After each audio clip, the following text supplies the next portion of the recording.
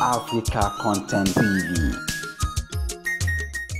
Ìjọba máa táyé, ojúde ọba Ìjẹ̀bú Òde o. Ìjọ kẹta Ìjẹ̀bú Òde o. Ìjọ kẹta Ìjẹ̀bú Òde o. Ojúde ọba Ìjẹ̀bú o. Ojúde ọba Ìjẹ̀bú Òde. Ojúde ọba Ìjẹ̀bú Òde táyé.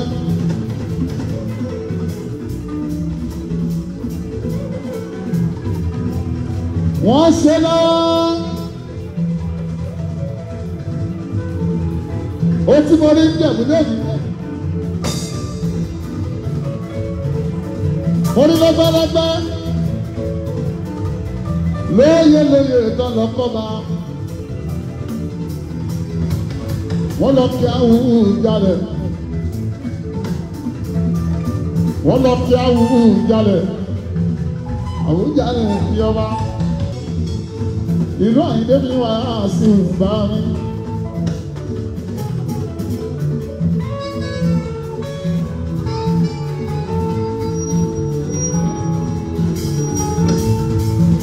Ìlú Alábà mi.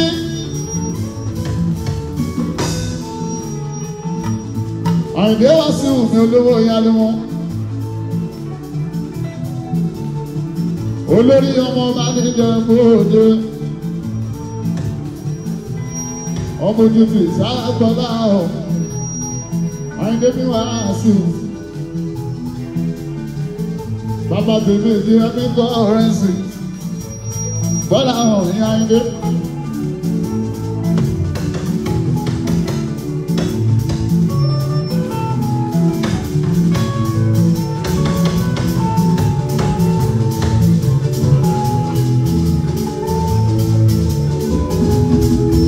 Àyìndé jìyà lórí fújì.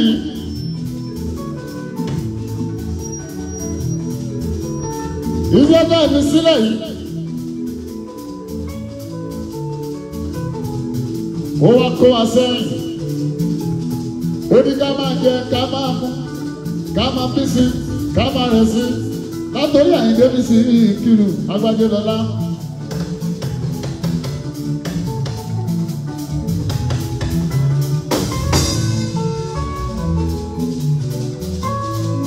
Adéyìnlá kọ́ ní títí ìjọdẹ́gbẹ́. Ìyẹ̀rù wọn máa kọ́ lọ́jọ́. Kọ́lìtì bá mi Àyìnlá.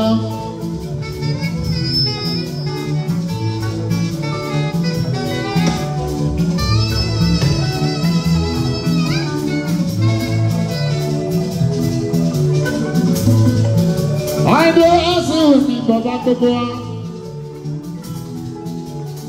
Lọ́wọ́ yìí, Àyìndé ọmọ pẹ̀ ọ̀la lágbádé mú.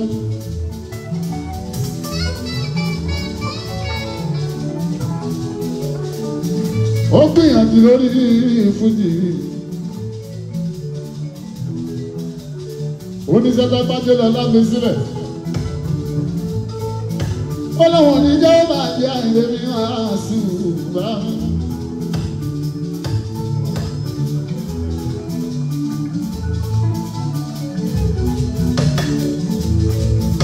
Èmi tẹ́lẹ̀ ìyẹn Àyìndé. Mo gbà fún ẹ kí wọ́n ní ọ̀túnmẹ̀. Aṣíwájú olórí Àyìndé o.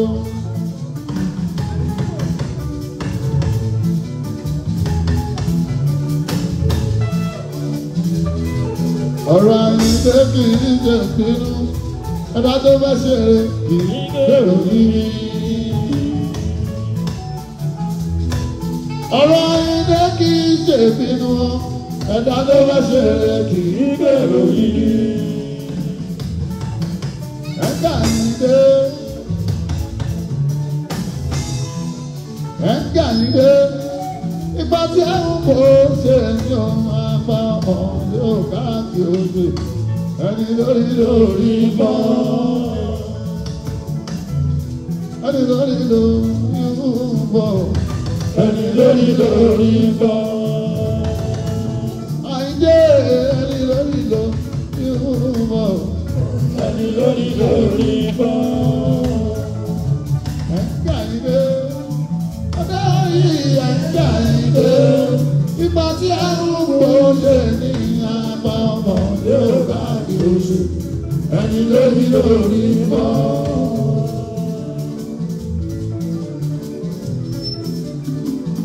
Ìjọba olè náà yóò dé.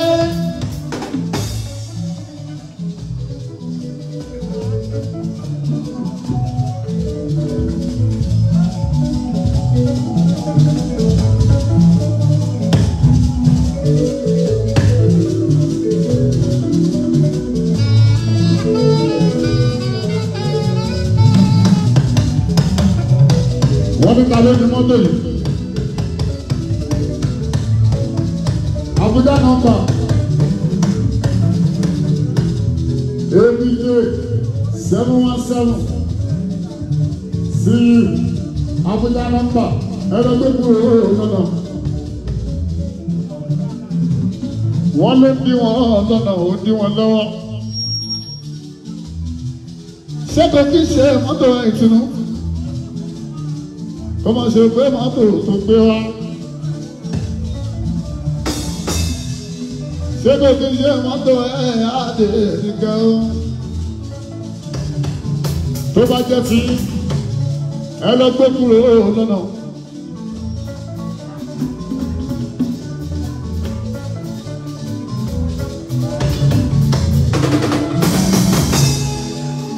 Young boss motor. Àbúrọ̀pọ̀ yìí lásẹ̀. Sẹ́yìn bẹ́ẹ̀ ni mọ́tò yẹn.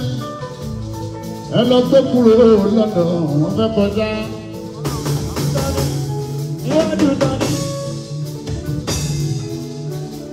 Ẹ lọ gbé kúrò lọ́nà torí ọlọ́run ìwáyé.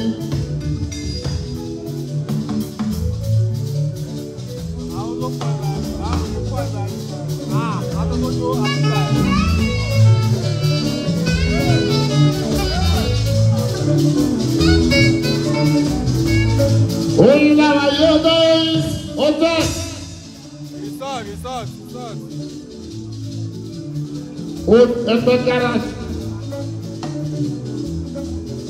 Ilẹ̀ tó tóbi ní aburata ni.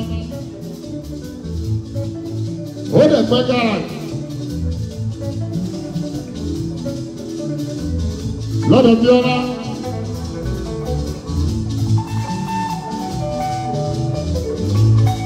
Ìyẹn bàbá bọ́yìn lọ́la, bàbá oyin lọ́la. Bíọ́lá yìí ọmọ ọba aláṣẹ oyin sọ́tẹ̀.